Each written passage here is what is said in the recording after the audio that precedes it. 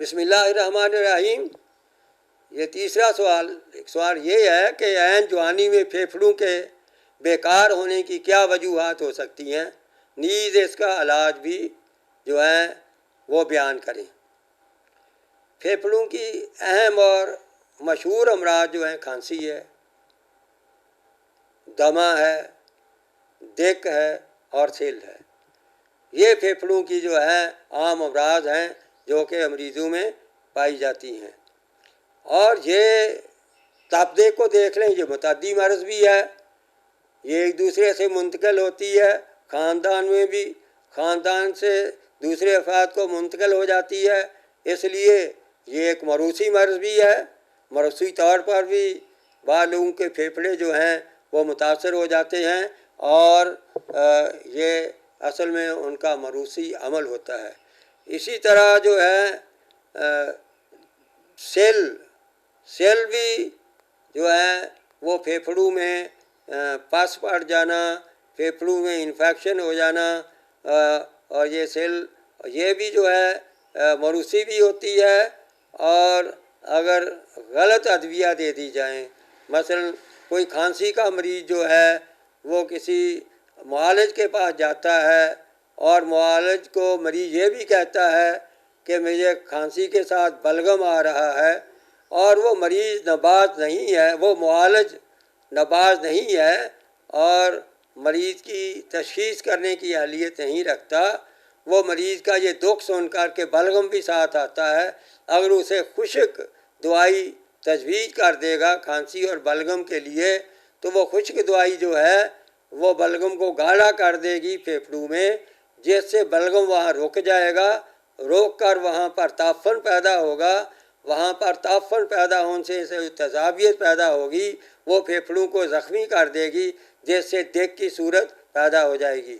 اس لیے اس کی دق کی اور سیل کی صورت ایسی غلط ادویہ کے تجویز کرنے سے بھی ایسی صورت پیدا ہو جاتی ہے۔ اور دمہ بھی جو ہے یہ موروثی مرض ہے۔ میں نے بہت سے جب مریض بچے بچیاں میرے پاس علاج کے لیے آتے ہیں دمہ کا، میرا یہ سوال ہوتا ہے کہ کیا آپ کی والدہ کو ہے، والد کو ہے، تو وہاں پر ثابت ہو جاتا ہے کہ فرد کے کسی نہ کسی کو یہ دمے کا عارضہ ہے، اس لیے موروثی طور پر یہ بچہ یا بچی اس دمے میں مبتلا ہے۔ یہ ہے اس کے اسباب: غلط ادویہ، اینٹی بائیوٹک ادویہ، خشک ادویہ، اور بلا تشخیص کرنے سے گرم یا تر ادویہ جس قسم کی ہیں اگر بلا مزاج جو ہیں وہ تجویز کر دی جائیں، اس سے پھیپھڑے بری طرح متاثر ہوتے ہیں۔ میرے پاس بہت سے دمہ کے مریض آتے ہیں، سیل کے مریض آتے ہیں، ان کی جب ہسٹری پوچھتا ہوں، ہسٹری میں یہی وہ بتاتے ہیں کہ کھانسی ہوئی تھی، ہم علاج کے لیے گئے، ہمیں جو دوائیاں دے دی گئیں، کھانسی تو جو ہے وہ روک گئی لیکن سانس کی تنگی کا عارضہ شروع ہو گیا، سینے میں درد ہونا شروع ہو گیا، اب آپ اس کا علاج کریں۔ تو اس لیے یہ جو ہے سینے کی امراض جو ہیں، پھیپھڑوں کی امراض ہیں، یہ موروثی بھی ہیں اور غلط ادویہ کا بھی ان میں بہت سا عمل دخل ہے۔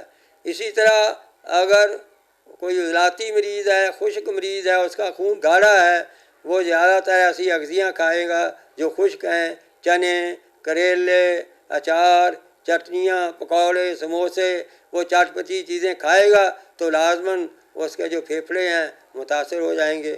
اور اگر گرم مریض جو ہے گردوں میں گرمی سے ذوب پیدا ہو جاتا ہے، اس طرح پھیپھڑوں میں ذوب پیدا ہونے کی صورت میں اگر گرم مریض ہے جس کا مزاج پہلے ہی گرم ہے، وہ گرم ادویہ کھائے گا تو پھیپھڑوں کا ذوب بڑھے گا، پھیپھڑوں کے ذوب بڑھنے سے بھی پھیپھڑوں میں جو نقص پیدا ہو جاتا ہے، پھیپھڑوں کی بیماری شروع ہو جاتی ہے، پھیپھڑے ضائع ہونا شروع ہو جاتے ہیں، پھیپھڑے تحلیل ہونا شروع ہو جاتے ہیں، بلکہ بعض اوقات پھیپھڑوں کے پیچ جو ہیں وہ کھانسی کے ذریعے باہر اخراج پانا شروع کر دیتے ہیں، پھیپھڑوں کے ٹکڑوں کا اخراج شروع ہو جاتا ہے۔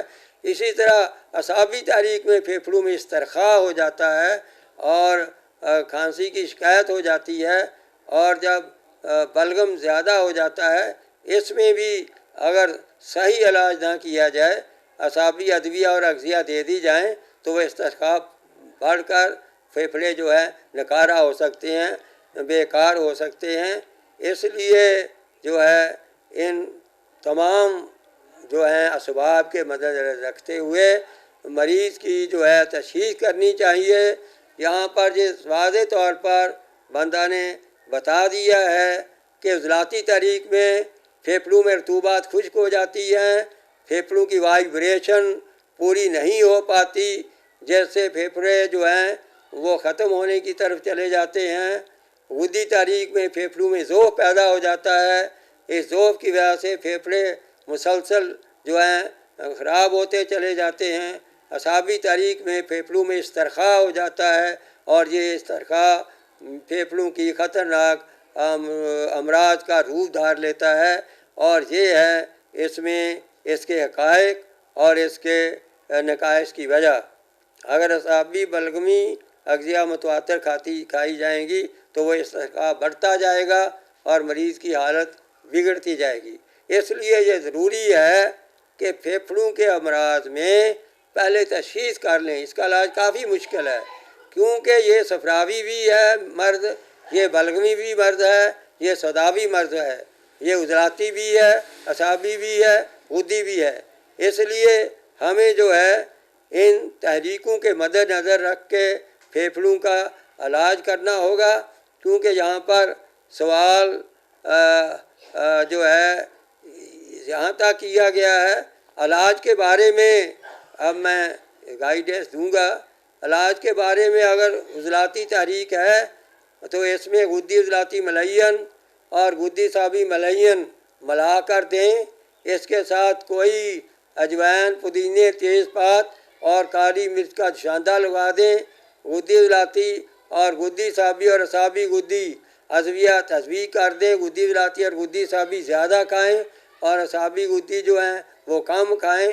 ان میں سے ایسی ادویہ جن میں کوئی ترشی ہو، ایسی ادویہ سے پرہیز کرائیں، خواہ وہ غدی عضلاتی اور غدی اعصابی اور اعصابی غدی کیوں نہ ہوں، ان سے ابعاد کرائیں۔ جیسے عام ہے، یہ غدی عضلاتی تحریک میں عام مریضوں کو تو عضلاتی تحریک میں عام مریضوں کو تو دیا جا سکتا ہے، لیکن پھیپھڑوں کے مریض کو عام کے دینے سے بھی اوائڈ کرنا چاہیے، ایسا نہیں کرنا چاہیے۔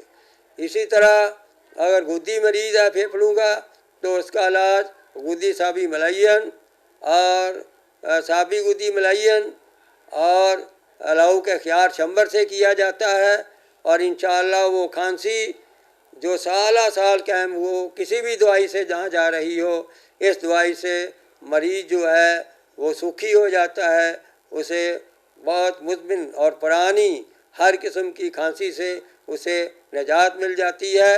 اس میں اغذیہ کی بہت احتیاط ہے۔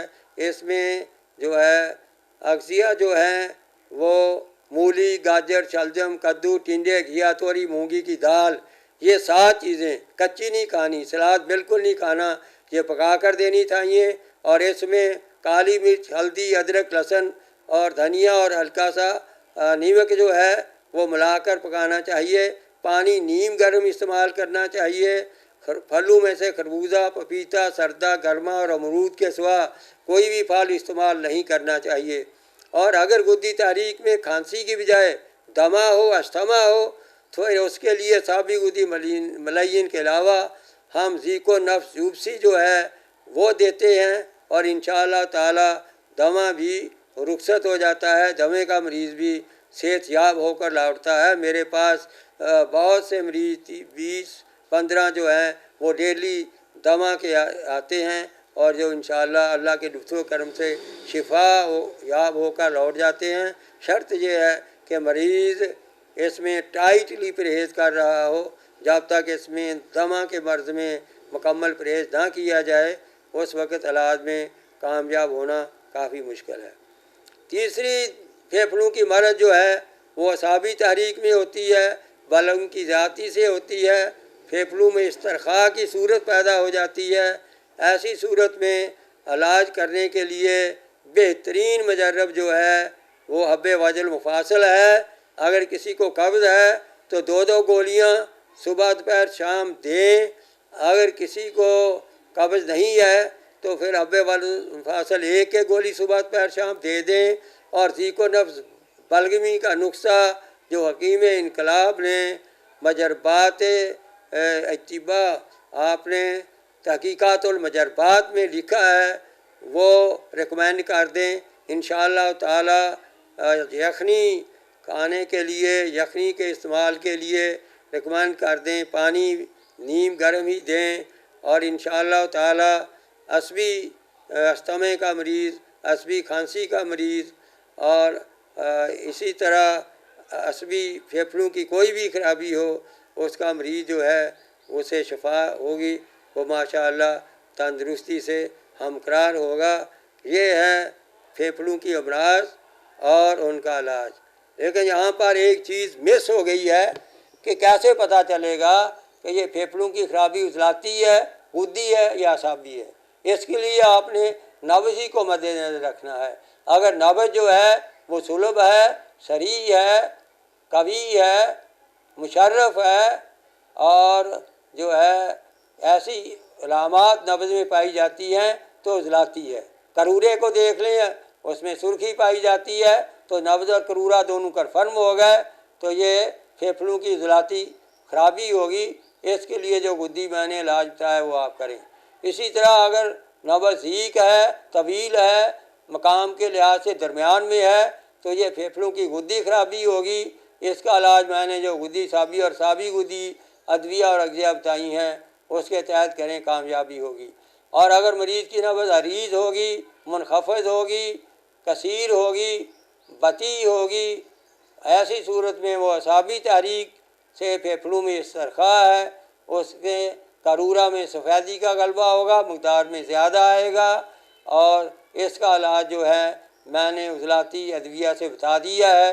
اس طرح پھیپھڑوں کے امراض میں آپ ایک مسیحا ہی کا کردار ادا کر سکتے ہیں اور مریضوں میں اپنا نام کما سکتے ہیں۔